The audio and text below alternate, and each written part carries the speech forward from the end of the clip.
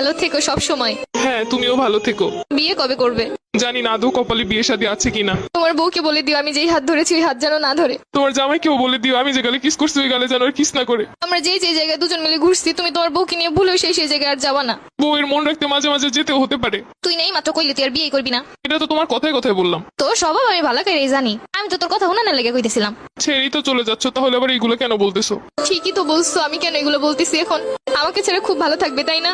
ভালো তো থাকতাম, কিন্তু এই 2-3 বছরে তো হাজার হাজার টাকা খরচ হয়ে গেছে আমার। ঘুরতে গেলে গাড়ি ভাড়া তো আসি, ফুচকা খাওয়ানো, চটপটি খাওয়ানো, আইসক্রিম খাওয়ানো, এইগুলোর পিছনে যত টাকা গেছে আমার। কষ্ট পেও না, যখন জামাই হবে টাকা পয়সা হলে তোমাকে সব শোধ করে দিব। তোমার কিন্তু মাঝে মধ্যে এমবিও বইটা দিতাম আমি। হ্যাঁ ঠিকই বলছো, আমি তোমার কাছ থেকে নিতে চাইছিলাম না, তুমি আমাকে জোর করেই দিছিলা। তখন তো বুঝিনি এগুলো সব লস হয়ে যাবে। আচ্ছা জামাই হলে ওটাও শোধ করে দিব, টেনশন করো না। ঠিক আছে, ওইগুলো শোধ করে দিলে আমার আর মনে কোনো কষ্ট নাই। শুধু নিজে যা যা করছো তাই ভাবলা, আমি যে কি করছি সেইগুলো মনে নাই। একদিন কচু শাক রান্না করে নিয়ে আসছিলাম, লাল শাক বোনা করছিলাম, তোমাকে ছেড়ে খাইতে পারতেছিলাম না তাই বক্স ভরে তোমাকে এনে দিছিলাম। আচ্ছা, আমার যখন বউ হবে আমিও তোমাকে লাল শাক আর কচু শাকের তরকারি রান্না করে বাটি ভরে দিয়ে আসবো। চেয়েছিলে এই শীতে রাজহাঁস রান্না করে খাওয়াতে আমাকে। ইচ্ছে তো ছিল কত কিছুই, কিন্তু হলো কই? সবই তো ঠিক ছিল, শুধুমাত্র একটা স্বপ্ন দেখে এভাবে চলে গেলে। আর আমার এই শীতে রাজহাঁস খাওয়া হলো না। শুধু কি স্বপ্নই? তুমি যে একটা মেয়ের দিকে তাকাইছিলে 2 মিনিটের জন্য, সম্পর্কে শুরুতেই বলছিলাম কোনো মেয়ের দিকে ভুলেও তাকাবা না। তুমি শুধু তাকানোটাই দেখলে, কিসের জন্য তাকাইছি সেটা তো একবারও জানতে চাইলে না। ওই মেয়েটার অন্য গাড়িতে পেঁচে যাচ্ছিল, আমি মেয়েটাকে বাঁচানোর জন্য ওকে ইশারা করে বুঝাচ্ছিলাম। আমি বেঁচে থাকতে অন্য কেউ মরে যাচ্ছে বলে তোমার এত কষ্ট হচ্ছিল?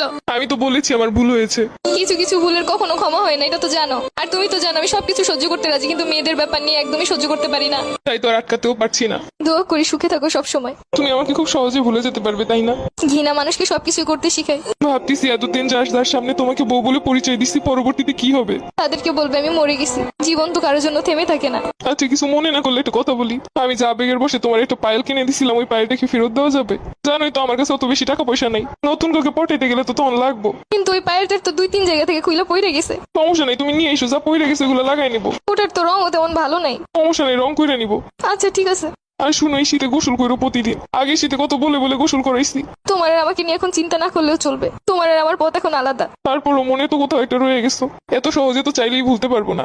কিছু না মনে করলে আমি একটা কথা বলি। তোমারে তো আমি একটা গড়ি গিফট করছিলাম, ওই গড়িটা কি ফেরত দেওয়া যাবো? ওই ঘড়িটা তো পানি ঢুকে নষ্ট হয়ে গেছে। সমস্যা নেই, নষ্ট হইলেও চলবো। পুরোনো জিনিস বিক্রি হয়ে যে গ্রুপগুলোতে ওইগুলোই সেল করে দিব। একটা ড্রেস পছন্দ হয়েছে, ভাবছিলাম তোমারে বলবো, সেটা তো আর হলো না। ওই গড়িটা বিক্রি করেই কিনবো। লাস্ট ওই একটাই স্মৃতি ছিল আমার কাছে, ওটাও নিয়ে যাবে। আমি নিজেই নেই, আমার স্মৃতি দিয়ে আর কি করবে? চল।